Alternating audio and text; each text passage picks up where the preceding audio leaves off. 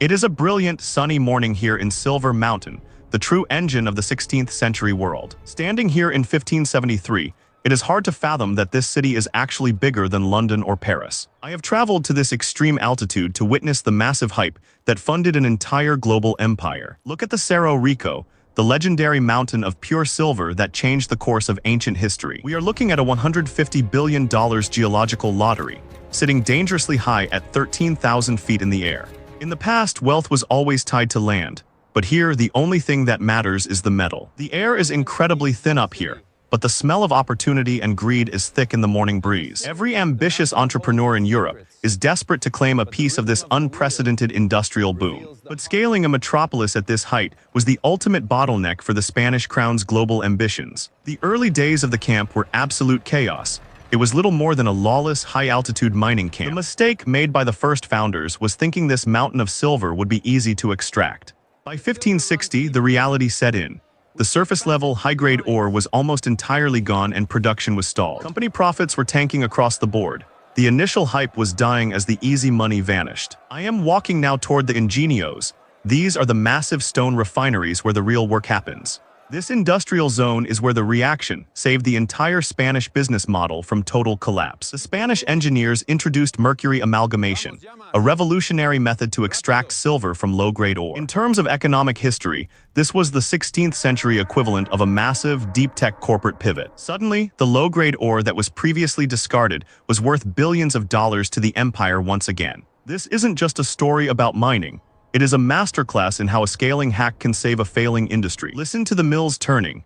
They are powered by an incredible network of 22 massive artificial lakes. The infrastructure built here is the real correction to the logistical chaos of the early mining years. I'm standing on top of the stone dams right now. These were literally the largest man-made structures in the world. The engineers built 32 massive reservoirs just to keep the water flowing to the industrial mills below. In the world of business, if you do not control the utility and power, you can never truly scale your operation. Watch as the mountain water turns these massive wooden wheels that grind the silver ore into a fine powder. It is now 10:00 a.m., and the industrial noise of the crushing mills is absolutely deafening in the valley. Potosí has transformed into a massive vertical assembly line for what will become the new global currency. Every single stamp of the mill serves as the mechanical heartbeat of the most powerful empire on Earth. But let's step away from the noise and look at the market. The central plaza is absolutely electric today. I see wealthy merchants here selling the finest Chinese silks and exotic Persian spices to the mining elite. Think about the logistics. How does delicate silk end up at 13,000 feet in the middle of the 1500s? This is the history of money at its most global, connecting every corner of the known world through trade. Potosí is currently the world's most expensive city to live in, far surpassing the costs of London or Madrid. Inflation is rampant here. A simple loaf of bread costs a fortune because everything must be imported. When money is literally being pulled from the ground like water, the local prices for basic goods always soar. It is the economy explained through a hypersupply of currency that has completely devalued the local market. I am moving through the dense crowds now, heading straight toward the entrance of the Royal Mint. This is where they produce the piece of 8, the digital Bitcoin equivalent of the year 1573. Global standardization is the exact reason why this silver currency was able to conquer the entire planet. If every merchant on Earth trusts the weight and purity of the coin, the global trade never has to stop. The mint is effectively the most secure and well-funded industrial startup in the history of the world. Over 120 specialized workers are here just to stamp, weigh, and verify the silver content. They are turning raw, dirty bars of metal into global liquidity in a matter of seconds behind these stone walls. But the logistics required to move this wealth are a founder's ultimate nightmare in the 16th century. I'm watching a massive llama caravan prepare for the long, treacherous journey down to the Pacific coast. The supply chain from this mountain to the port of Seville in Spain is over 9,000 miles long. It takes 4 months of travel, dodging pirates and surviving high-altitude storms just to deliver one shipment. Managing a lead time that long requires extreme capital reserves that would bankrupted any smaller nation. In Potosí, you quickly learn that value isn't just about the product. It is almost entirely about the logistics. It is now midday. The sun is harsh, the air is freezing, and the shadows against the stone are razor-sharp. I'm looking up at the Cerro Rico now, and it's haunting to realize that the entire mountain is actually hollow. Thousands of narrow, dangerous tunnels snake through the red rock like a massive, dark underground city. This is the true human-level cost that sits beneath all of the empire's grand industrial hype. The Mita system was a brutal forced labor draft designed to keep the mining operations running at any cost. The empire needed 13,000 men every year just to sustain the growth of the silver extraction. Any business model built on involuntary labor always has a violent and inevitable expiration date. I'm standing near a dark tunnel entrance right now. The air coming from within is cold and incredibly toxic. The mixture of mercury vapor and fine silver dust creates a lethal combination for anyone working inside. The high ROI that the Spanish crown enjoyed came at a staggering and tragic human cost in these tunnels. As entrepreneurs, we must ask, what is the true, hidden price we are paying for our own rapid scale? Afternoon hits, and the powerful silver lords are beginning their daily meetings in the central plaza.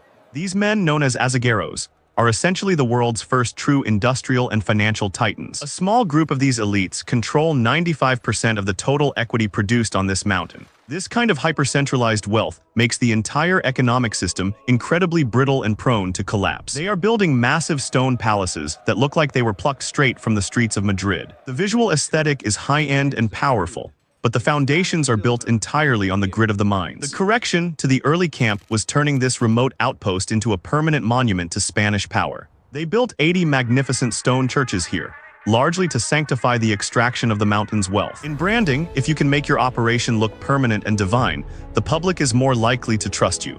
But look closer, and you'll see the environment is already paying the heavy debt of this industrial hype. Look at the surrounding hills. There is not a single tree left standing for miles in any direction. They burned every scrap of wood to fuel the silver furnaces that run 24 hours a day. The mistake was the total ignorance of the external costs associated with this level of uncontrolled growth. By the year 1600, this entire mountain range will have been transformed into a desolate lunar landscape. Sustainable growth simply wasn't part of the 1500s business playbook.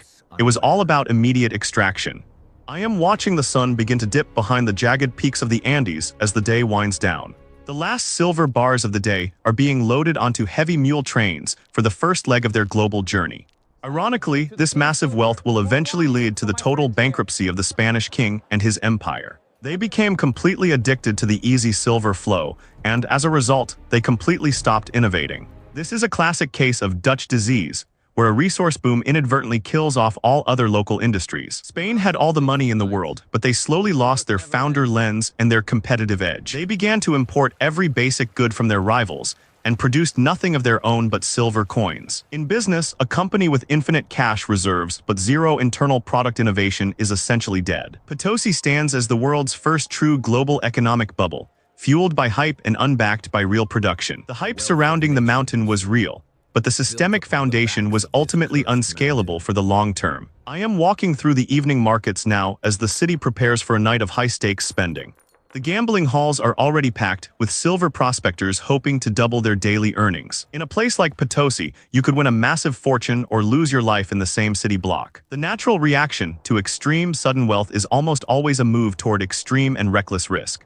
Every founder knows that dangerous feeling of being over-leveraged and high on the scent of a big win. The ultimate correction for Potosí was a long, painful 200-year slow decline into obscurity. The easy-to-reach silver eventually ran out, and the technology of the era simply could not keep up with the cost. Today, the Cerro Rico mountain is nothing more than a hollowed-out, dangerous honeycomb of ancient tunnels. It is a stranded asset that once governed the fate of nations and dictated the global price of every good. The lesson for us: wealth is merely a tool, but the systems you build are the only thing that truly scales.